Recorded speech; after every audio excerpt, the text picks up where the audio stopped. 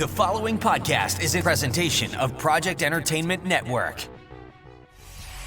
This is Zaddy Poop. You're listening to the Necrocasticon. Booyah! Oh, my. The professionalism on this podcast is there we go. Approach. There we go. My straight to low. Finally, motherfucker. Finally. All right, we have two Dans. Daniel. Two Dans. Oh, yeah, sexy eyes. You fucking related? Holy shit! Look at these two. I know. All right. Except we can only see this much of Dan. Hey, some sexy Scott, motherfuckers. can you do me a favor? Can you back up the audio this week? I can try. I can Dan, also back you're that not ass able up. to, are you? Actually, shit, I don't have that program. All right, don't worry about it. Quick, download Audacity. No, it's not Audacity that we use for this. We use a multiple call recorder. Whoa. Did you just have White Castles or something? No, I just drank Pepsi and I'm a fat guy. That's what happened. Fucking science. Yeah, it's fucking science, buddy. And I am the science man on this show. Mm-hmm. Well, we're waiting on Walter. Walter can't get his thing to load up right yet. Welcome to volume... Well, we don't do that anymore. Welcome to chapter 338 of the Necrocasticon, where we blend horror and heavy metal for your pleasure and ours. I'm your host, writer Tom Clark. With me is my right-hand man, Mr. Scott. Morning, everybody.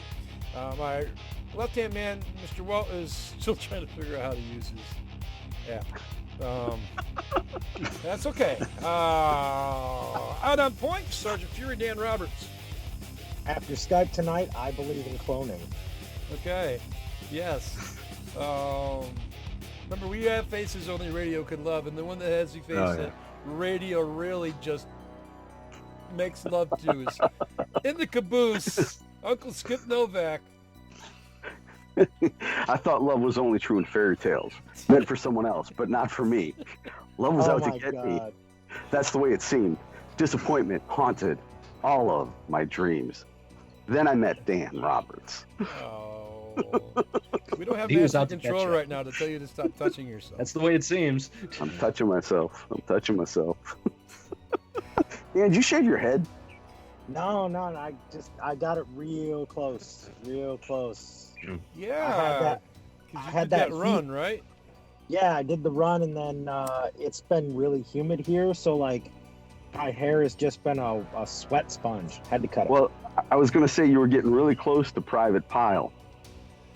Nah, And I was getting worried, went right over that edge. He ain't got no legs.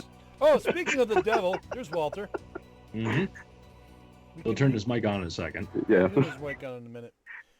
Well, joining us this week, there's Walter. Hi, Walter. There's Walt. Hello, Walt. We all have video. Yep. Yeah, except for Trying to get Walter us now. going It's weird. Joining us this week is well, first off, I want to tell everybody out there, we are now a podcast that's not only part of Project Entertainment Network, but we're also part of Godless. They are our official sponsor right now. Why? Because we would be stupid not to be. Okay. Godless is the best thing for extreme horror right now. It's so good it's made Amazon mad, and Amazon has started banning authors on Amazon.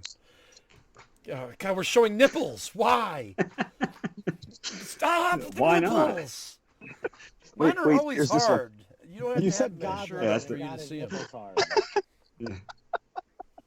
Drew Steppick over at Godless has done one of the greatest things ever for the extreme horror community and for horror in general with Godless right now, and we want to raise that flag and toot that horn for him as much as we can. So what better way to do that than get in bed with them? So you're going to be hearing a lot more about Godless stuff on this program, and maybe a Godless contribution from the members of the Necrocasticon and the NSFW. If you don't know what the NSFW is, folks, well, someday you're going to find out soon. You'll find out eventually. Yes. With us this week on the Necrocasticon to talk about awesome things that we've got to want to talk about tonight. Some of those things include movies that have come out, like Army of the Dead. Walter finally got to see Psycho Gorman. We'll talk about that. Anybody else got something for the table tonight? Anybody? Bueller? Batman in Fortnite and comic book? Oh, okay. Why? Yeah, How He's a about giant this? fucking child. How about this? How about we bring in one of the rock stars from Godless right now? All right. All right. And when I say he's a rock star, I mean this kid came out of the woodwork. Last year, he reaches out to me and says, "Hey, I'd like to advertise my new book on Necrocasticon. May I?" I said, "Sure." And he paid me for 2 weeks of freaking stuff. So I did it for 2 weeks. In fact, we actually did it for a whole month. We talked about your book, man. Welcome to the Necrocasticon. The author of Billy Silver and Talia, Daniel J. Volpe. Hello, everyone. I'm happy to be here and big fan of the show. So Thank you. I'm ready to rock. We found a fan. Yes. Oh my God. We have a couple of them. How much are we paying him? Tommy paid me a lot to say that. I was going to say, he's just being polite. Yeah. You guys can't hear me, can you? So, Yeah, we got Yes, you. we can hear you. Oh, okay. Okay. Yeah. Yep. one of the things that I noticed immediately about you was your production level. And at first I thought you might be Chuck Tingle in disguise. However, I've realized that you have done the same thing that I've done. You love that 40,000 word book. I do. And you can pump those motherfuckers out like, Oh yeah. Yeah. Churning butter. yep, churning butter. Are you worried about your mental state right now after writing all this fucked up shit? No. It's actually almost therapeutic to get it all out, I guess. So it's definitely not fucking my mind up at all. Kind of helps. And yeah, churning away. Turn it out. Mr. Scott with the mime. Yeah. He's very enthusiastic. I really like that. He's had 45 years of practice.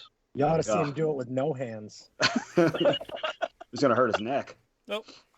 I will say this. One of the best things that Drew did for you over at Godless was help you with your covers.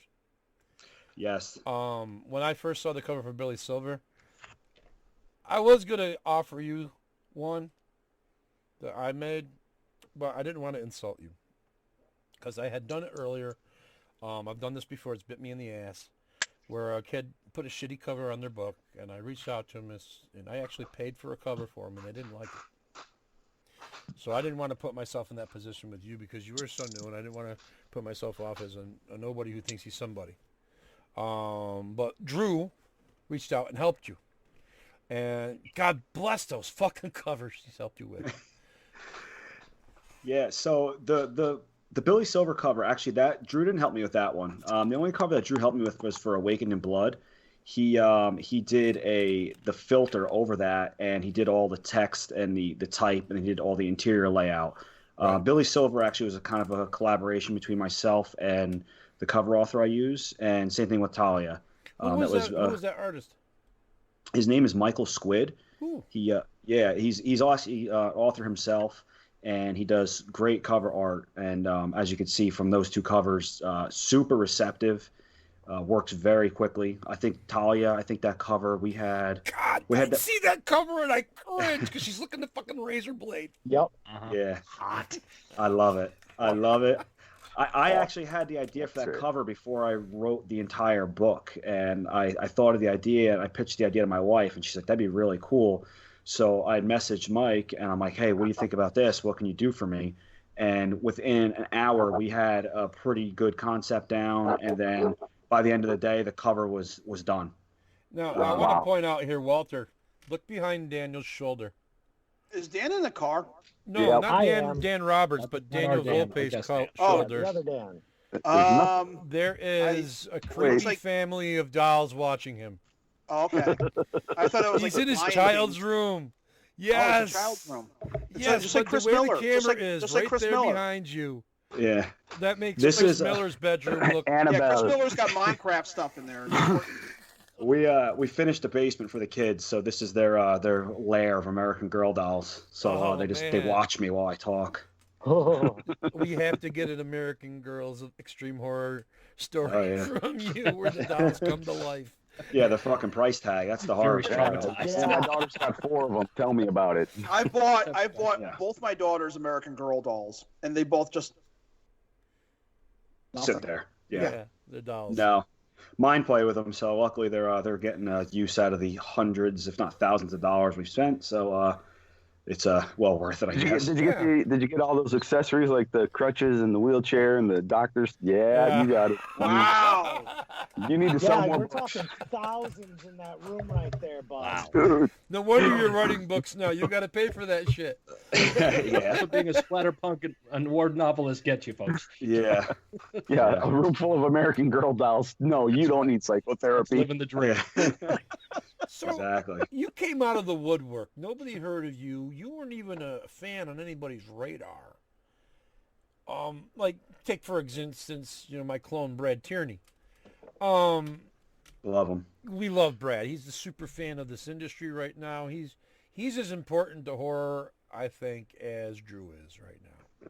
People like him. And you know what? I know he only interacts with maybe a small portion of the extreme horror community, but the interaction that he does make gives us all fucking energy and drive. It really does. And it's so happy. It makes me feel so good to see somebody so enthusiastic about this shit that we sit there by ourselves, lonely, writing about. Yeah. Yeah, Brad is awesome. He is a top tier horror fan, and him and I actually are both Warhammer 40K nerds. So we've been going back and forth with that now. So he loves it.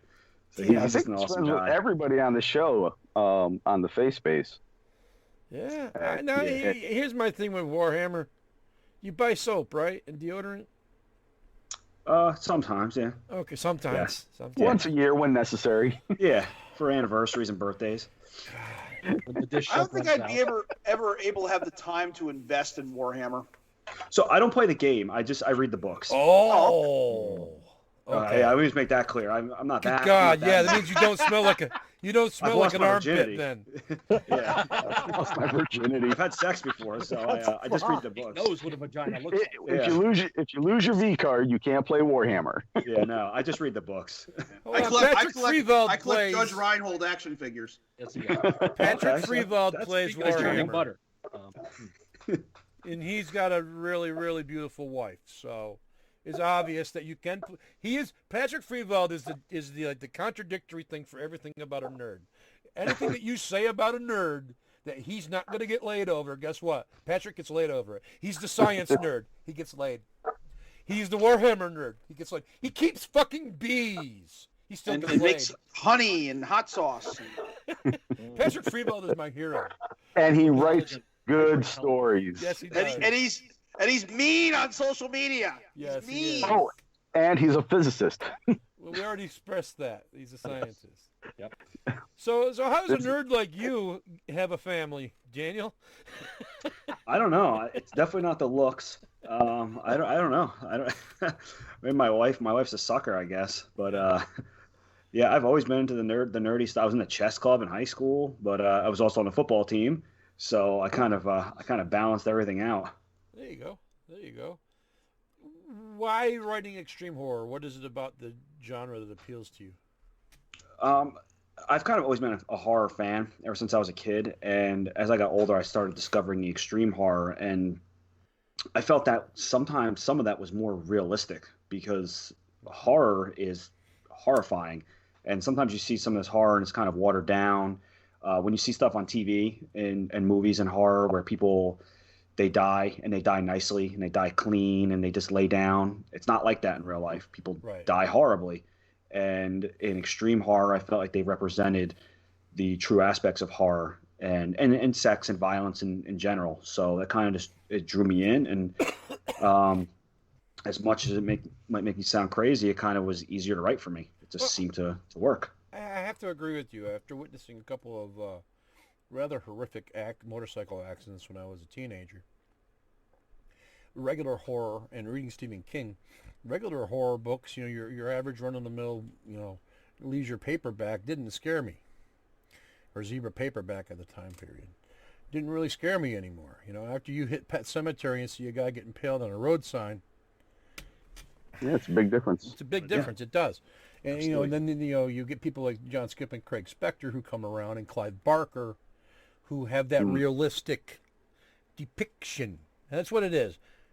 Some people think extreme horror just has to be, we got to break all these taboos and we got to have all the hardcore sex we can fucking put in there. And No, all you got to do is vividly describe a fucking accident scene. That's extreme horror. Yeah, absolutely, and that's what I try to do.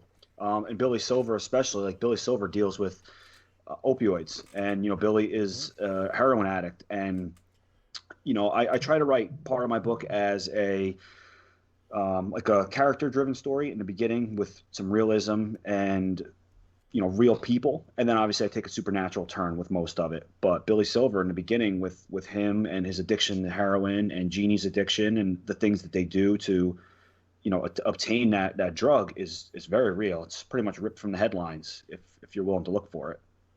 Yeah. My friend lost their son a couple weeks ago from heroin last week. He was gone 3 days before anybody found him. Yeah, it's tragic. Heartbroken right now. Scarier than anything you can see in any movie or read in a book. Yeah. Heroin's the real demon. It absolutely is. And there was actually a really good book that I read. I don't know if it's good or bad or what, but it was called Dreamland by Sam Quinones, and it's nonfiction. But it deals with the opioid epidemic in the United States, and it talks about the Midwest and mainly how like Pennsylvania and Ohio and those Midwestern states got just demolished, and they still are by heroin. And it was just it's a crazy book to read. It really opened my eyes. It's a signifier of the economic distress. If you have a economy that's economically depressed, heroin's going to thrive for some reason. I don't understand why. It just happens to. It seems to be the demon that rises. Escapism. People want to get high, man. They don't want to deal with reality. Right now, we're experiencing. We used to have a meth or bath salts problem up here in the state of New York, and now we're having a heroin problem again. Mm-hmm. It's frightening. We can get out of this subject here. Yes, it's frightening. See, Dan, you brought out the fucking horror. I'm sorry. I'm here for the horror.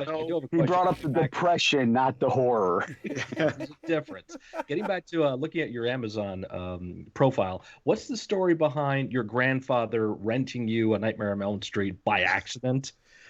So my grandfather, who was he's since passed away, when I was a kid, I was probably about 4 years old, and at the time both my parents worked, and my grandfather took me to one of the local video stores down in Rockland County, and he didn't have his glasses, so he kind of left me to pick out what I wanted, and he thinking I would pick some child, a kid's movie, and I just grabbed whatever I found, and for some reason, Nightmare on Elm Street was within my reach, and I grabbed it and brought it back.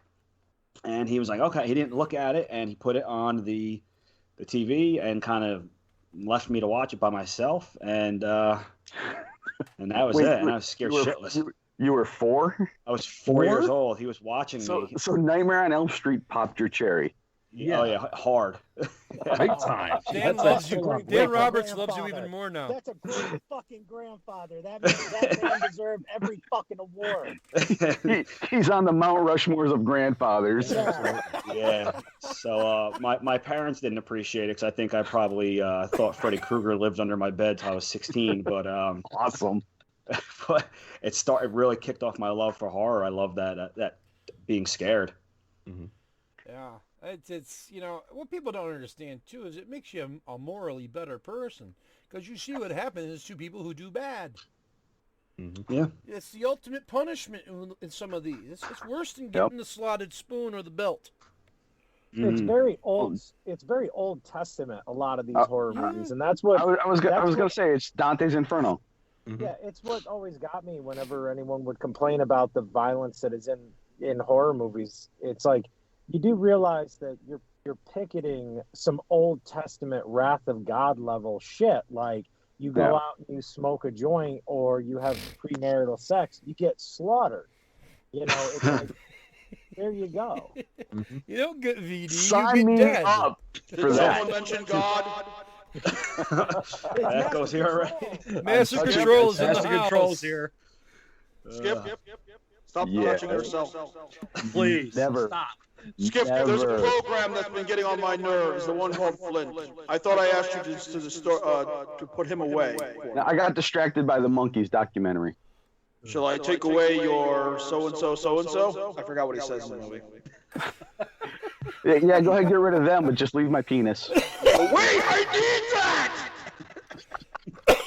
All right. Leave us Peter Corp there. You're killing Tommy. I'm waiting for the Sergeant Dan's done. Fucking Godless. Kevin Smithing myself right now. Godless! Godless! Godless. Oh my God! In May. No, good. Every time you guys bring up Godless, I got to do that. All right. Sweet low, sweet chair. All right. Who saw Army of the Dead? Raise your hand. I did. Yeah. I saw like the first half hour of it. All right. Okay. It was like 2.5. I get down. I'm like, all right, I'm going to watch Army of the Dead and go to bed. I'm like, 2.5 hours. Okay, I got to put this off. I go to watch Army of the Dead thinking it's a 90-minute movie. It's a 2-hour. It's almost 3 hours. It's 2 hours and 43 minutes long. I'm like, are you fucking kidding me? And I enjoyed every minute of it. I'm glad you did because it put me to sleep like fucking Blade Runner. Nope, I enjoyed it. It was like that old let's build a team. It was like Force 10 from Navarone. Yes, putting a team together to go to do something, and then everybody dies, and now the sequel's in production. Can I just make a statement? Please, I Dan. love Zack Snyder, okay? Don't get me wrong. Dan? Oh, here we go. Hold on. Zack Snyder. Oh boy. Fury, go. Here we go with the Zack Snyder thing. If you tune in to a Zack Snyder directed film, and the first thing you post about on Facebook or Twitter or anything is, oh my God, it's another slow motion Zack Snyder movie, guess what, fuckface? You know from fucking moment one of getting involved in a Zack Snyder movie, there's gonna be slow motion scenes. But Dan, Shut the fuck up. Dan, the first thing I mentioned was Zombie Elvis because that was fucking brilliant. Or Richard Cheese. Yes. I'm not saying it's a bad movie. I'm saying it put me to sleep. It's a fun movie. And I still have an hour left to watching it. I think Batista did a really good job in this film. Good job, Batista. All right. Don't die or we'll write you in a story. Dieter. I'm going to shut the fuck up. I got to say this. I'm laughing my ass off at Dieter. Good job, Batista. No, Good job, Batista. Yeah, I was going to say the actor reminded me of the actor from Firefly who drove the spaceship. Yes. Yeah. One thing about Army of the Dead is kind of weird. I heard interviews with Zack Snyder, and he kind of took responsibility for starting the current zombie craze and with Dawn of the Dead. Now, we're not going to debate the fact that Zack is wrong about this. Brian Keane. Because Brian Keane. Right, Kane. Robert Kirkman and Danny Boyle had a lot to do with it. Before you have COVID or something? What the hell's wrong with you? Fast zombies, okay. Intelligent zombies, I like those. I like the zombie idea here. It's a little fresh. At first, I thought it was going to be ripping off The Rising. Thank God they're not demon possessed. Now, y'all caught the aliens in the beginning leaving Area 51, right? Spoiler alert. Spoiler alert. Watch it. Make sure you're paying attention. And this has been on the, because right now you can see the first 15 minutes of the movie, Scott, anywhere. It's on YouTube. YouTube. When they are leaving the base in the very first, it's like in the first 30 seconds of the movie. There's 2 UFOs in the sky. First you think they're thunderstorm clouds. And then those are the dolphin spaceships, and they're saying, so long, thanks for all. Those are the aliens that gave us the zombies. Sons of bitches. So that's like a supernatural, otherworldly kind of feel to it. I don't know anyone who's written about that. Yeah, so it's not Brian King's the Rising Zombies, which I goddamn want. Why we haven't gotten a theatrical film with demon-possessed zombies is beyond me. I think the closest we've gotten is the Spanish versions of Rec, because the zombies in those were kind of demon-possessed. But yeah, Brian Keane's zombies, we need them in a movie soon. I loved that Demon book. Possessed. Oh, The Rising. I'm rereading it right now. It's such a fucking great book. And City of the Dead, brilliant. I haven't read City of the Dead. I read Dead Sea, and I Dead really Sea's like. great. Yeah, they're just so like. I don't want to spoil anything, but they're not happy. They're not good fun. Like it's just, you're like, fuck. They're so imaginative.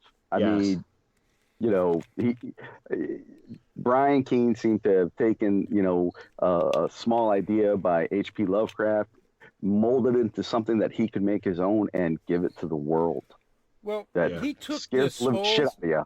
This whole story started out as a guy trapped in a bunker who eats himself alive while the zombies are outside. And he changed it. And what we got out of it was the Rising. Yeah. And it's brilliant, you know, that. And again, with Kirkman. Now, we've got Zack Snyder. Getting back to Zack Snyder and Army of the Dead, you know, love you, Brian. But we got to move on. Necrocasticon not brought to you by Brian Keene. It's ironic, I think, that Zack makes a statement about one of his movies that comes at the beginning. It's just as important, I think, as World War Z, the book. Okay, I'm going to say that. Or Dawn of the Dead, absolutely is. Is it one of the original? No, it's in the top 10, but not in the top fucking 5. All right. It's ironic that it's at the end that he does another one. At the end of 20 years fucking later, he does another one of these. Does Army of the Dead signify the end of the zombie? What do you guys think? No. No. It's damn close. Well, we see in Walking Dead on a... Uh-huh. Yeah. But it's still the highest rated show on AMC, and it's still getting spin-off after spin-off. So, yeah, but AMC's looking into the future, and their future sleeps in dirt during the day. No. Yes, it does, and it's called Anne Rice's Vampire Chronicles. That's coming soon. Even on cable, that's not going to pass. I read the books.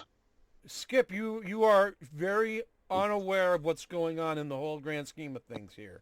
Yeah, because most of it doesn't matter. Okay, well, Anne Rice and Christopher Rice signed a multi-decade contract with AMC.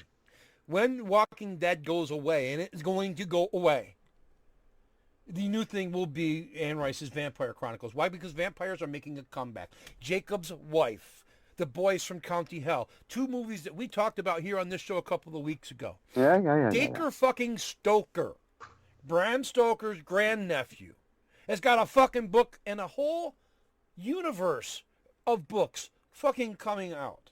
The vampire, you can't put them down. You know, I want more cosmic horror. Let me get some more color out of space shit. We got cosmic horror. That's fine. But the vampires, there's always a monster that's at the forefront. And it's been zombies for the past 20 fucking years. Mm-hmm. You know, I once heard that Swedish punk was going to make a comeback, and I'm still waiting on that too. Yeah, well, we're witnessing the vampire comeback now already. What We Do in the Shadows is the funniest fucking television program on TV. Great movie.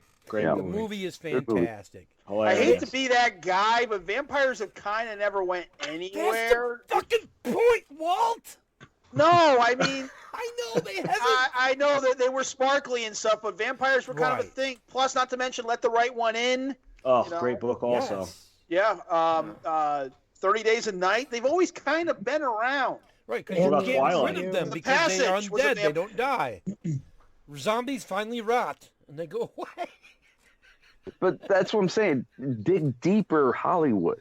Find something fresh and moist and juicy that drips between your fingers and you look down. I'm not going to find it. They're too busy rolling out every goddamn comic book movie in the world, dude. Do you think that some of the, we've seen Brian Smith saw some moderate success with the adaptation of 68 Kill. Yeah. So let me ask our guest, do you think that perhaps, extreme horror has a future on screen? I don't know. I certainly hope so. I know that Edward Lee did Header. I was listening to the old Brian Keene interview on the horror show with Ed Lee because Ed Lee is pretty much God status in my opinion. So I think that in this day and age with let's get some goon in there.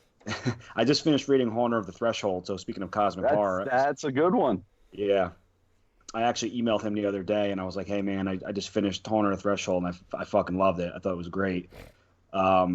So I do hope that the extreme horror makes a comeback, and I think you might start seeing it in the indie film world, because we have a lot of the indie horror stuff with Amazon or everything like that, and with technology nowadays. I mean, you could film a fucking full-length movie on an iPhone. Now, here's the thing I want to bring up now. Done. Mm-hmm. I'm glad you mentioned that. And I've mentioned this, too, on this show before. I've said if a certain movie was mainstream, was not mainstream, and that is Unhinged. If Unhinged was an indie film, everybody would have fucking died in that movie. Everybody would have fucking died. All right? But because it was a mainstream film and Russell Crowe was in it, people lived. It was a happy ending for the happy ending. Yes. And the brother and sister in that, they would have been heroin addicts with needles in their fucking arms. All right? And the lighting would have been different at their house. I'm telling you. Okay? There would have been shit on the walls. Okay? All right. Now, because it was mainstream, they didn't have that. And are we seeing a comparison here? Now, Army of the Dead, when the script was originally written, had a zombie rape scene in it. Now, us in the extreme horror community are used to that. If we've read anything from Armand Rosamilia, they fuck you, then they eat you. Or eat and fuck. Yeah, it doesn't matter. They do it. There's some vice versa. There's two pleasures on it's in there. Care of, you're good. Yeah. Okay. Eat you, shit you out, eat its own shit, and then shit you out again. Yeah. So we've had this, but that was removed from the movie because they felt that it wasn't right. Psycho Gorman will eat you, but that's a sign of respect coming from him, though. Yes. He wants your essence and his essence to mix. So Daniel, we see an instance here twice where the mainstream has nipped that in the bud, but then we get a movie like Possessor. Have you seen Possessor yet? No. Okay. Honestly, I don't want to hurt anyone, but I don't watch a lot of movies. I read more than anything. Well, that's good. I'm good. Then I'm going to spoiler alert here, kids. Spoiler shit. I've seen Possessor. So. The ending of Possessor No, I have not read that. is a heart wrencher. It's just like it's up there with I'm Dreaming of a White Doomsday. Oh, okay, geez. It's that kind of ending.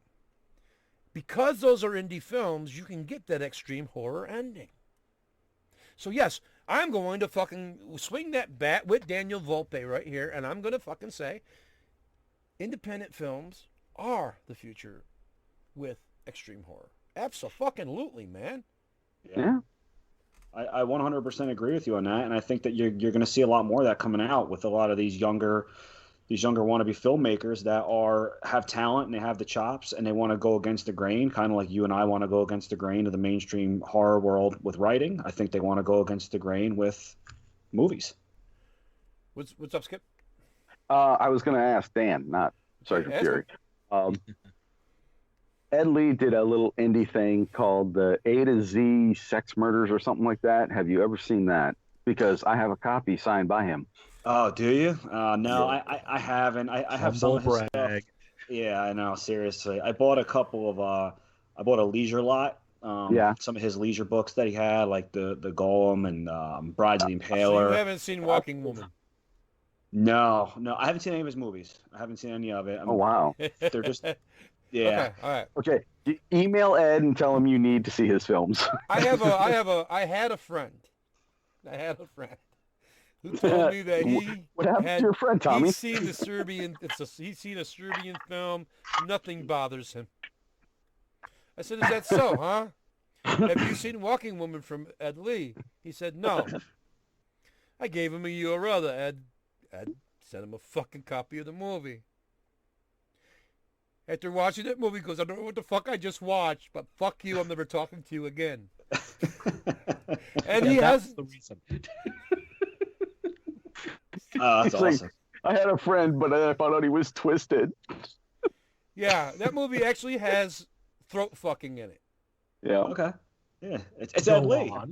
Yeah, it's Edward Lee. I mean, why wouldn't it? Kepler did it to his mom. I mean, what's wrong with that?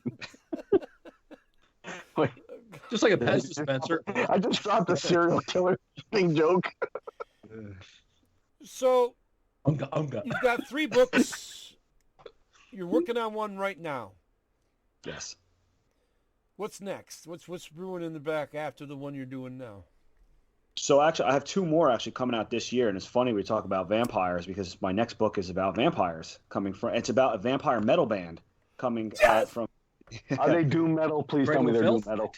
They have some very graphic lyrics. I don't know if I put any lyrics So in. basically, they're Carcass. There's this, but they're females. So there's 2 females and 1 male in the band. The book is called The Gift of Death. It's being published by D&T Publishing. Cover art was done by Don Noble. So that should be... Yes! The cover, I got a sneak peek at the cover, and it's pretty awesome. So you're saying it kind of looks like an early Geddy Lee, Lifeson kind of Neil Peart cover? I don't know any of what I'm saying. I don't know what you just said, but it's...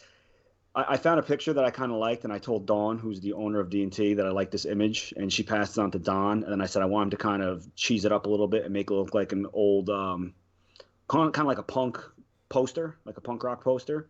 And this video is not going up on the internet, right? No. Well, yes. No. Kind of, but not till next week. Yeah. The video or the audio? The video is going to go up. Don't show us. Okay, I won't show you This is that. the first time we're using the video. No Okay. spoilers. This is No actually the spoilers. first time. So We called good. to check, just to make sure. Okay, yeah. Usually I just we want- don't do video recording. That's what I thought. Okay, I We're breaking our wanted to- cherry because we had everybody Oh, here, nice. we're trying it this time. Yeah. Yeah, the whole hand. You Caligula. gotta Hold go on, with the pause. duck face, though. Do you Yeah. wait? You mean Skip's nipple is legitimately going to be available for our fucking fans to see? Yep. Yes. Like and subscribe. It's and gonna get go some high, man, tweets. through the roof. That's awesome. I'll show more for more money.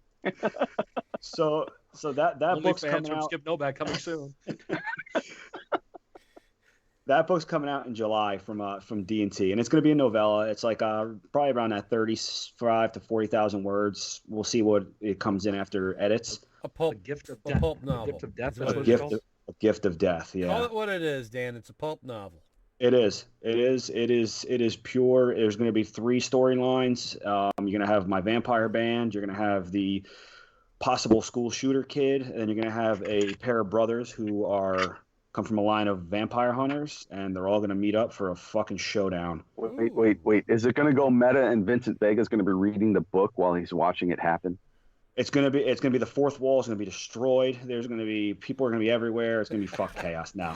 Hell yes. My shit's so extreme, I break the fourth wall and kill my reader. Yeah. No, it's I did it myself. I'm Deadpool. So that one will be out in July, and then in November, also from D&T, I have my probably more mainstream horror called Left to You, and that one is a full-length novel. It's about 75,000 words. That's got to do with Nazis and zombies. Or not zombies, demons. Sorry, demons. Nazis and demons. I'm in. So how do you bridge that barrier between writing extreme and then writing something mainstream? You know what it is the mainstream one. I don't know if it's really mainstream because there's some violence in it, and good probably 40,000 words of the book is set during the Holocaust. So it is very extreme in that aspect, but there's no sex, there is violence, but it's not like the gratuitous extreme violence. It's more of like an emotional kind of like just it fucks you up. I had to do a lot of really fucked up research on it because my main character ends up in Auschwitz with his wife and 2 twin sons. So if you know about Dr. Mengele and his experiments with twins, especially, just to give you a little sneak peek on that, but there is a demonic element to it, and it is set in the present day, and then there is a good portion of a flashback in that Holocaust period. So it was really a fucked up book to write, but it was definitely one that I hope has that emotional gut punch to people. So we'll see. That should be out in November from D&T. So, and then I just always gotta submit to at some point. I just gotta see when they have a call for something that'd be appropriate that I might write. Dawn is Dawn is awesome over there. She just does great work. I think Ronald Kelly's new book is coming out through them in June 16th. I think they just announced it today. How the fuck does Ron Kelly come out of nowhere to make a comeback like he's fucking doing? Isn't that beautiful? 10 years, hasn't it? 10, 12 years? It's been since God. Since the book market collapsed. Yeah, well, he had to deal with Thunderstorm, but his leisure books shit fell right off the face of the earth. Yeah, and now boom, he's out of nowhere. He's coming back, and he's inspired me to start writing Irish shit. So there we go. So I have those two coming out, and then I'm always constantly writing. I have 2 anthologies that I already submitted to that have already been accepted, and one is K-Trap Jones's Gorefest, the Gorefest anthology. So that title of that story is called Cut Around the Ass, which I'm sure you guys will like that. And well, Walt smokes meat. Okay, yeah, I do too. I got a nice little mastercraft here, so I smoke the meat as well. But oh, we got the smoke off now. Oh yeah, going. He's probably got a Traeger. We're sharing recipes. Nope. I use dry rub or wet. I use a big ugly drum. Okay. Oh, good for you. Hardcore. I'm old school. That's old school. Yeah, I just kind of got into it. I'm a charcoal and wood. I'm a deer hunter, so I make a lot of sausage. I make a lot of smoked meat and everything like that. So. We love You're you already. my new best friend. You're my new best friend. So, Dan's in Queensbury. I'm up in Syracuse. Walter's over in Oneonta. Where are you? I am in like the Hudson Valley area, like Orange County. Nice. So my book, The Death List, you're right in Ulster County. Yeah, you're around that area. Yeah, that's where my book, The Death List, takes place. Because you know why? Because it's isolated out there. Holy fuck, dude! You're in the Catskills, right? Yeah, pretty much in the Catskills. Beautiful lot of country down there. The Ashakan Reservoir. Mm-hmm. Oh yeah. Well, it's no surprise that you've chosen horror because... Time out, guys. Am I the freaking token Southerner? Yeah. Midwest / Southerner? Yeah. All you freaking... We're Yankees. Yeah. Well, I'm a Yankee. I'm from Wisconsin, for Christ's sake. Jesus, I live down here in Virginia. Yeah, that's a Midwesterner. No. You're not even a Yankee. You're more Mid-Atlantic, though, Skip. Yeah. Where was the president, or where was the capital of the Confederacy? How does your environment contribute Richmond. to your imagination, Dan? Because you're in the Catskills, you're in a place, Washington Irving wrote fucking Rip Van Winkle and Legend of Sleepy Hollow in. How much of the folklore of the area influences you? Honestly, not too much. Really, the news is kind of one of those things. Like I said, like Billy Silver. We have a lot of these cities like Saugerties, Kingston, and Newburgh and stuff, where the opioid epidemics are pretty big. So that kind of was the influence. The folklore and stuff, the Revolutionary War stuff. We have Washington's headquarters is down. I don't know how far away from me, but it's in the area down here somewhere. But I grew up like playing in the woods. Like I always lived in that kind of rural area. So that was kind of one of my imagination, places. I'd go out in the woods, and sometimes I'd bring a book, sometimes I'd bring a notepad. And, as a kid, I wrote more of that folky kind of, creature in the woods story. Like I love the Blair Witch Project. Yes. Because I grew up camping. I grew up in the woods. It scared the fuck out of me when I saw it in the movies because there is weird shit in the woods. Yeah, and, yes, there fucking is. Especially there's when a lot you grew of up in New York State. Yes. I grew up camping in Wisconsin. I didn't see anything strange. Go away. You're not in New York. You just saw a lot of cheese. Yeah. And deer and you got cheese and wolves, okay? Brats. brats. So tasty beer brats. I did a story a couple of years ago. You guys remember the Escape from Dannemora, the two convicted murderers? Yeah. So I did a story based on them where they escape and they're heading up into the towards Canada, and they discover a staircase in the woods. And there's really weird, like if you go online and look up like staircases in the woods, there's like weird fucking random like house staircases. And they end up finding a staircase in the woods, and they go up the staircase, and hilarity ensues. We'll just say after that. But, were they emo? Were they emo stuck in trees? They were emo, yeah. They came out with black eyeliner and long black hair, and they were drinking coffee and flipping it around. in the morning. Yeah. Just woe is me and all that shit, you know. I want to listen to the Smiths. Please reunite the Smiths. You can't reunite the Smiths. I want the Smiths reunited. It was just My Chemical Romance all day, and that was all they played. So that's kind of my generation. So. God, I'm so sorry. He's not okay. No, definitely not.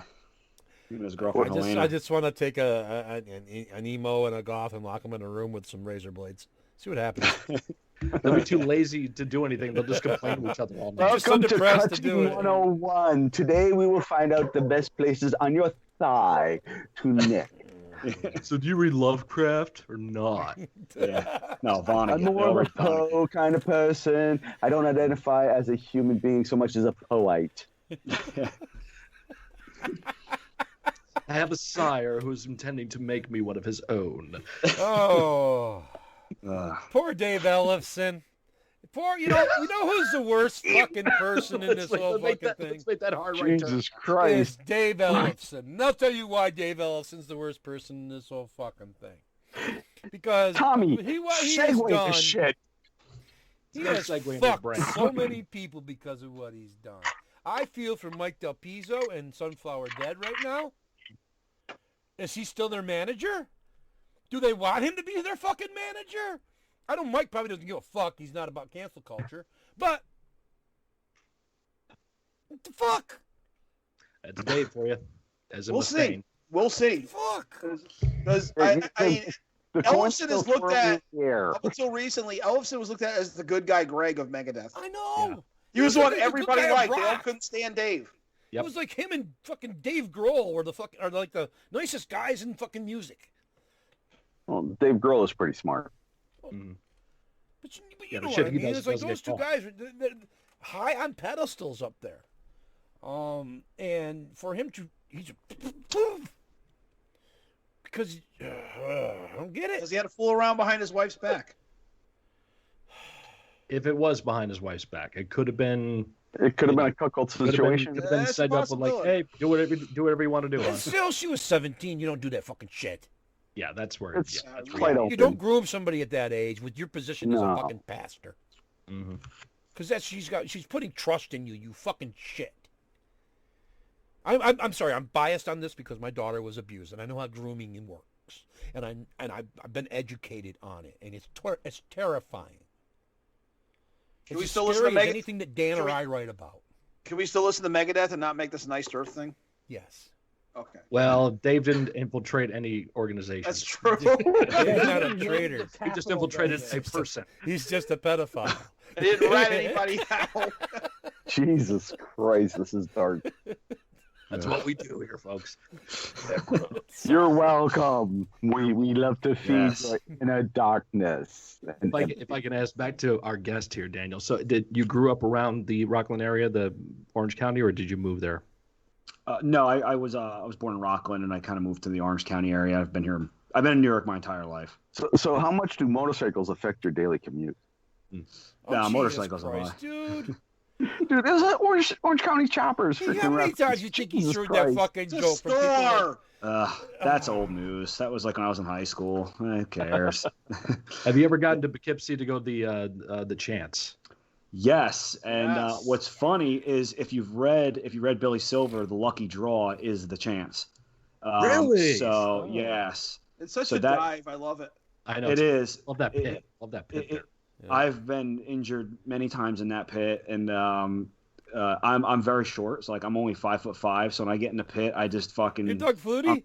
Yeah, I'm belly shots, like I'm hitting you in your chest, like I'm ramming you, like I'm head down and swinging. So it's who'd be seen there? Gore. You know, I'm trying to think of some of the bigger ones. I saw Chimera. I liked Chimera. I saw them. I saw El Nino there. Oh, we're getting into new metal territory here. Yeah, we are. Yeah. Listen, I'm 35. Dan, this is you. I'm 35. Dan, this is so you two are related. You got to be related. I like how you instantly. Well, as soon as you brought up as soon as y'all brought up the Chance, it's like I didn't want to say the bands that I've seen there because they weren't bands. It's like. My fond memories are the Insane Clown Posse and Twisted and fucking the Chance because those were some fucking. I'm just concerned with one thing. Dan Volpe, is your favorite movie Maximum Overdrive by chance? No. Okay. Okay, good. So you guys are twins separated at birth. Hold on. Dan, do you like Maximum Overdrive? I like the story of Maximum Overdrive. The movie wasn't. I like the movie. The story was trucks. So Yes. Yep, the story was trucks. It was great. Night Shift, yeah. The movie was Maximum Overdrive. That was the one with the big clown face on the truck, right? Yeah, that's the Green Goblin. Goblin. Green Yeah, I Goblin. haven't seen it in years. Yeah, the Green Goblin. That's what it is. I haven't seen it in years. So, like I said, I'm more of a book guy, not a movie guy. But See, I have that's seen fair it. enough. You know, that's how I started out too. My mom would not let me watch horror movies or anything scary or anything with any swearing in it because she didn't want me exposed to all of that. Look how you turned, Tommy. But she let me read anything the fuck I wanted. I was reading Stephen King when I was 12. Yeah, I was about that age too. I started reading when I read Eyes the Dragon was my first Stephen King book, and I was about 12 years old also. That's a great book. Oh, it's One of an my awesome book. favorite movies of all time and favorite books of all time is David Seltzer's Prophecy. Man, Bear, Pig. Man, Bear, Pig. Yeah, MVP is vicious. And I had 2 copies of that paperback as a child that I wore to death reading that book.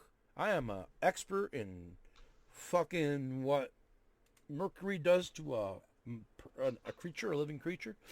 And the irony behind that is because Lake Onondaga is a mercury-saturated lake. So I live in an area that has suffered through some of the fucking shit. So there's a lot of things for me to bond with that story with. That suspension of, disbelief that all of us writers look for in our readers. Well, because of where I lived, and I'm instantly interested in this book, growing up. Plus, it's so eye-opening because of the rights for American Indians and whatnot that are presented in the book, and the very progressive thinking that Seltzer put into that book, and is ultimately in the film as well. So, is there anything that you read first as a book, and then you saw later as a film, that have gone on to become a tandem like that for you? I try if there's something that comes out as a movie and I'm interested in it, I'll almost always go read the book. So like when Game of Thrones came out, like I'm a big fantasy nerd too. So like I like fantasy, sci-fi, all that, all the good stuff. I pretty much read everything. When Game of Thrones came out, I was like, I have to go read this book. So I blew through the first one and then I watched the shows. Pet Sematary, I think I watched first because I watched the second one first when I was a kid. And my friend had a dog that looked like Zowie, actually, so we always called the dog Zowie, which wasn't his name. Damn. Yeah, and he had like a white, almost like a husky kind of dog. And but no, I tend to try to read first. If I have seen the movie, it doesn't deter me from reading the book because I am a pretty quick reader. I usually read on average between 60 to 90 books a year, depending on the length. So I will kind of go back and forth with it. The Relic by, I think it was Preston and Child. Preston and Child, yeah, Pendergrass, my boy. That's the only book I've ever read in their series, but that was one of my first like adult books I read, and I remember reading the book. I read the book in like 5th grade, and the movie came out. Probably around that time, my dad took me to see it, and I was so excited, and then I was so pissed when I saw the movie, and I'm like, this isn't the fucking creature. This isn't how they kill it. I'm like, or this is you know what bullshit. got me too, and I'm sure this got you as a kid, because you were looking forward to those 2 little snot little fuckers getting killed, and they didn't get killed in the fucking movie, and they killed the fucking security guard instead, because in the book, Relic, it's flipped. In the opening, when the monster does its first kills in the museum, it kills the security guard in the book or in the movie. Yeah, and the movie gets him. It kills the kids in the book, and the security guard lives in the book. In the movie, the security guard gets killed, and the kids live. No, when you do that in a book, and you kill those kids in the first fucking kill, that means all bets are off. Yeah, you kill kids in the beginning, you know it. My big problem is, and it always seems to happen to me, is if I read the book first and see the movie, I'm usually, I wouldn't say disappointed, but underwhelmed with the movie. My most recent example, Dr. Sleep. Okay. Yeah. See, I haven't seen the book. movie. I didn't hate the movie, but it just didn't grab me like the book did. Now here's the other grievance I have with the Relic. They take Pendergrass, the most important character in the books, and the one that has been the bread and butter for Preston and Child since, and amalgamate it with one of the other characters and make it into one person. That's Tom Sizemore. That's Tom Sizemore. Sizemore. Yeah. Right.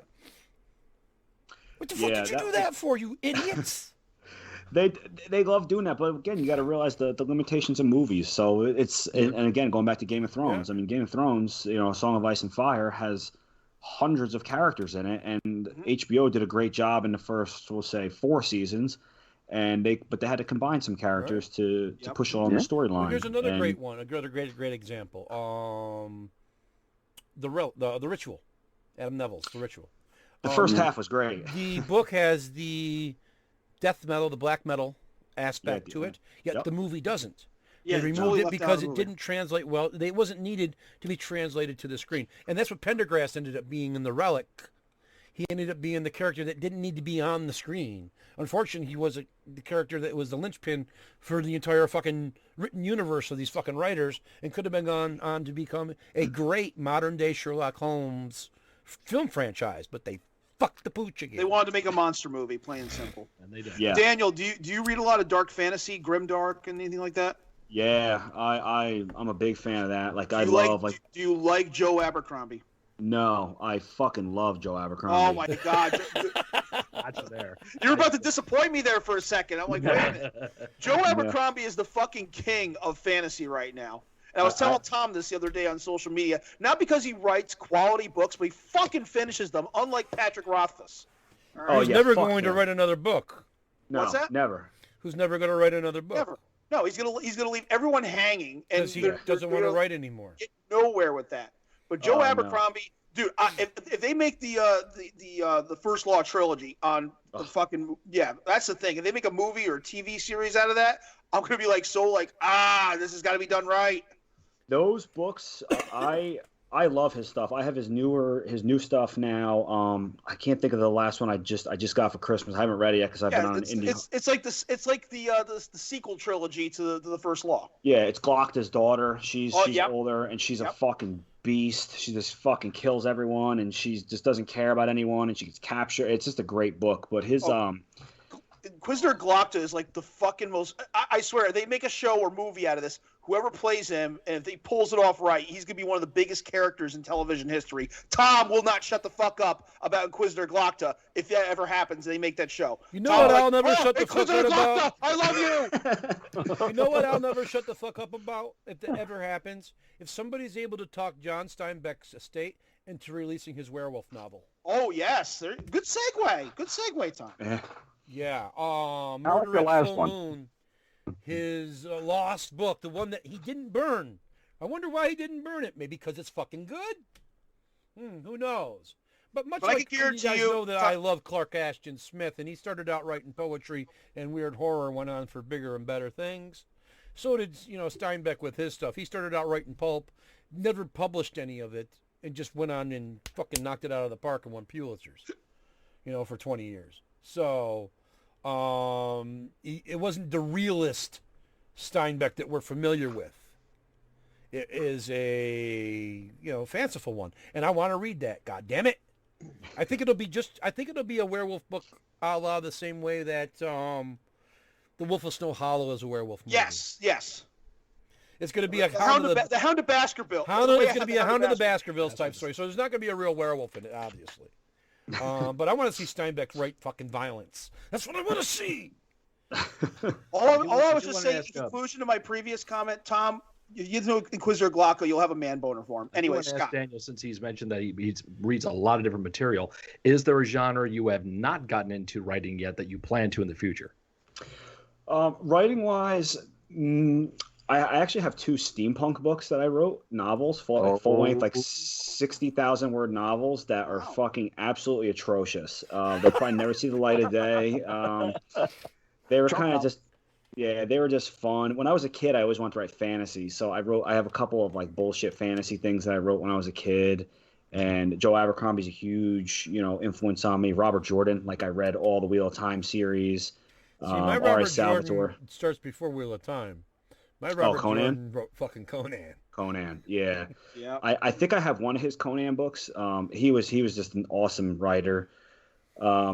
I would love to try some of that stuff. I don't know if I have the chops for it, but if I did it, I would definitely do it under a different name because I don't want people to pick up a book that say, "Oh, this is a Daniel J. Volpe book," and all of a sudden it's fucking elves prancing around and And the little people dance. Yeah, What do you or think- a time Daniel, wizard. what or are your something. thoughts on the new Safety kid on the net. block, Nicholas Eames, the band? You know, the Kings of the Wild. Have you read that one yet? No, I actually do. I have that. It's spelled weird, right? Like it's Yeah, like WYLD. Yeah. I haven't read that one. I have so many things, you know, in the TBR list, and like I said, I've been trying to. Now that I've kind of been injected into this extreme horror and indie horror scene, I've been trying to kind of read a lot of my peers' stuff and read a lot of horror. So, well, unfortunately, my fantasy's kind of been suffering. I am reading a Warhammer 40K book right now, so I kind This is of extreme have palate horror cleanser. fantasy. That satisfies I that. bounce yes. I bounce all over. I mean, I'll read the splatter westerns, then I'll jump back into a Brandon Sanderson book. Or, Oh, I love Sanderson. He's Oh, yeah. he's a machine. I don't know how the guy does it. he just Ghost pumps Riders.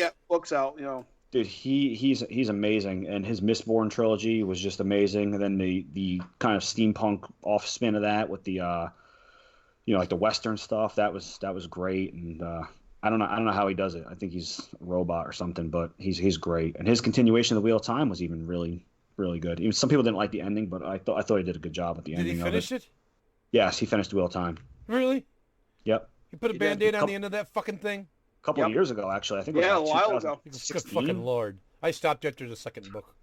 Oh, I was like, really? Listen, and I the started when it first came out. I was like, That was like oh, Robert 91. Jordan.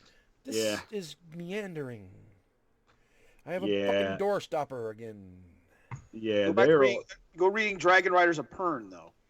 Yeah, was that Reading- Anne Caffrey? Anne or McCaffrey. Yeah, Anne McCaffrey. No, because I have- you know the time that Robert Jordan and the Wheel of Time came into popularity was also the time of the Splatterpunks, the originals, and I fell in love with them too at the same time. Also, the time of Dragonlance. I mean, I think Yeah, Dragonlance. Dragonlance Oh. too. Yeah, I have a but, shit ton of those oh, too. Who doesn't? Let's talk we all about grew this. up Let's in that celebrate time. this for the last thing for tonight, all right? One more thing here I want to talk about. All right. Dungeons and fucking Dragons. We fucking love D&D. Well, most of us do. Not Scott. He's not a thing. He did D&D in the ring. Tom got me Exactly. this for Yeah. Christmas. I did real life D&D. He Thank did you very real much. life D&D. But, And so did that, Dan, this and year so did is that the Walter. year of Drizzt. And Drizzt is a famous literary character in Love the him. Forgotten Realms in the D&D lore. He's a drow elf. Written and created by R.A. Salvatore. He has become the face of Dungeons and Dragons lately. Now, originally for a long time, for a while, D&D cultivated the Dragonlance series to be the face of D&D. Yeah. It was huge, especially for second edition.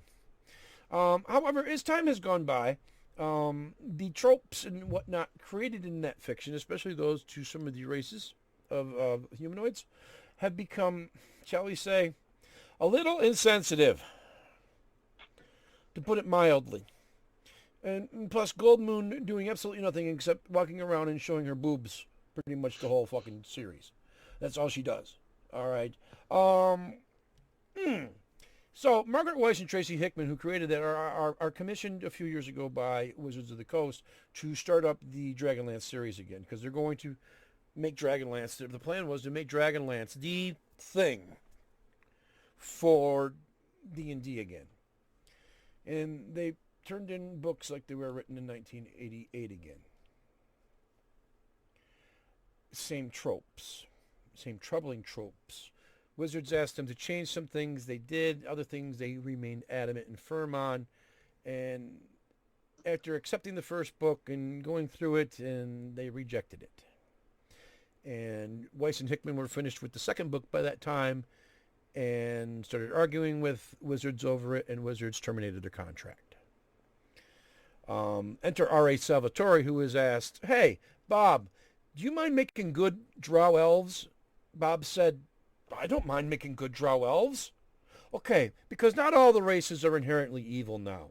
Now you have different factions. So the elves the drow that we've encountered so far in D&D, they're evil because of their following Lolth.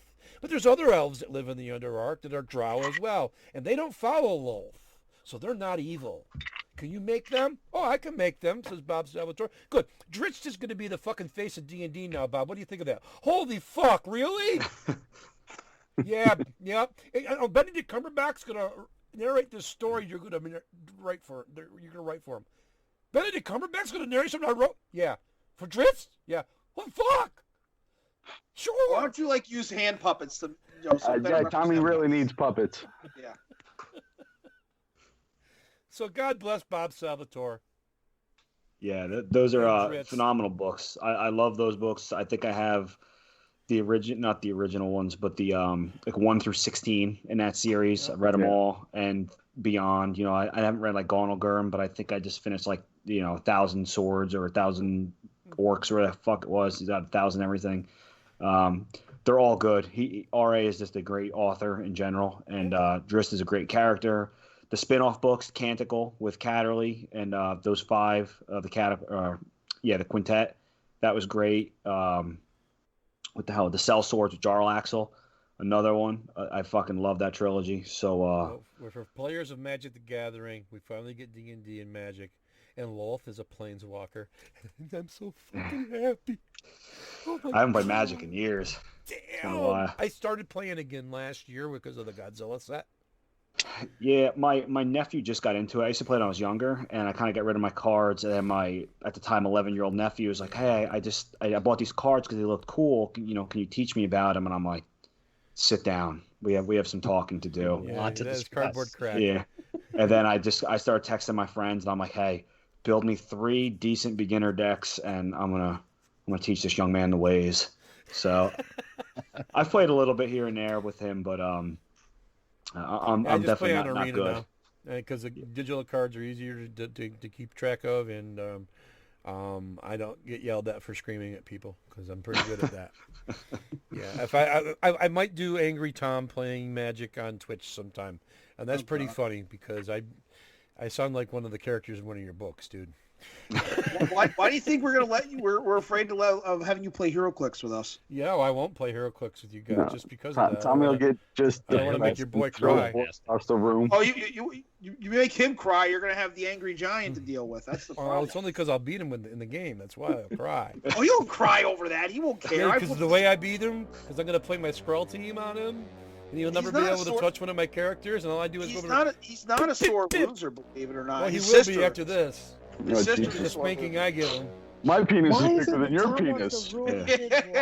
Prove it. That's why I won't play with him. Why? Because I have made kids cry, and I have made them stop playing. He's a handsome guy. Because he's 6'2"? Oh, yeah. Yeah, he could probably beat you up now. Walt's son he's Barry Gordy. He popped, man. Not the producer, the wrestler. Terry Gordy. Terry Gordy, yeah. And he's a tag team with my friend Sean's son. If you want to go based on D&D, he's Raceland's brother. He's Caramount. Oh, yeah, that's how big he is. No, he's Shane Embry from Napalm Death, dude, with that hairdo. That's who he is. Well, he's the Daniel mountain J. from Game of Volpe. Thrones. Thank you very much for joining us on the Necrocasticon this week, man. Where do people find your stuff, man? Where can Thank you guys. I really appreciate you guys having me. It's been a blast. I'm on social media, Facebook, Daniel Volpe, Daniel J. Volpe. I have an author page in there that I sometimes check. Instagram, I hate Twitter, so I never use it. I can't stand it. But Instagram on there is DJ Volpe Author. And all my books are up on Amazon. Oh, actually, I want to tell you guys now. I texted Tommy earlier. I just found out today that John Wayne Comunale is going to narrate Billy Silver in my first audio book ever. Holy fuck, that's going to be great. Yeah, so I was messaging him earlier today, and I was like, "Hey man, can I tell these guys about it? Now that the offer's been accepted." He's like, "Yeah, man, spread the word." So you guys pretty much know first. I know this doesn't come out until Monday, but at least you guys will know now. Don't tell anybody till then. Yes, yeah, no, that's surprise. I'm a shitty secret keeper, so I'm gonna probably post it tomorrow morning. But this isn't a shitty secret. So I shouldn't tell you I killed 5 people and buried them in the backyard. Sure, no, no, don't tell me that. But so John Wayne is kidding about that. No, you're not, Scott. No, you're not. So yes, John Wayne. He's an awesome narrator, awesome author. He's done Frank Edler's book, Brats in Hell, which is a great, funny book. I loved it. John Wayne does great work. His books are great. He's a funny guy, and I can't wait for him to bring this fucking story to life. And I think he's gonna kill it. So look for that. Hopefully coming soon. And the rest of my stuff's on Amazon and on Godless and ebook. So let me give you the Godless shirt one more time. Everyone's exposed themselves. I just hope so we can buy me all this more American Girl dolls for his jokes. Yeah, one more glimpse at my fucking. More glimpse of the room there. Yeah, this is what the success brings, folks. Yes, the horror room. You children. That's what it's all about. You too can buy blinky eye dolls for a fucking $200. Yep. Yeah, all I gotta do is buy my wife those quilted purses from Vera Bradley, and I'm good. I just get my wife Yankee candles and books. See, there you go. And Yankee candle too. Three That's shots. the beautiful thing about low maintenance wives. You buy them Yankee candles and quilted purses, and you're good to go. 3 shots of vodka. That's all I'm saying. 3 shots of vodka. And they also support. Is that us what you call it in our nowadays? shows here too. So God bless. Well, yeah. All right, guys. Thank you very much this week, and Dan, thanks for being here, man. Thanks, guys. I really had a great time. Nice seeing you, man. Peace. Too. Later, guys. All right, take care.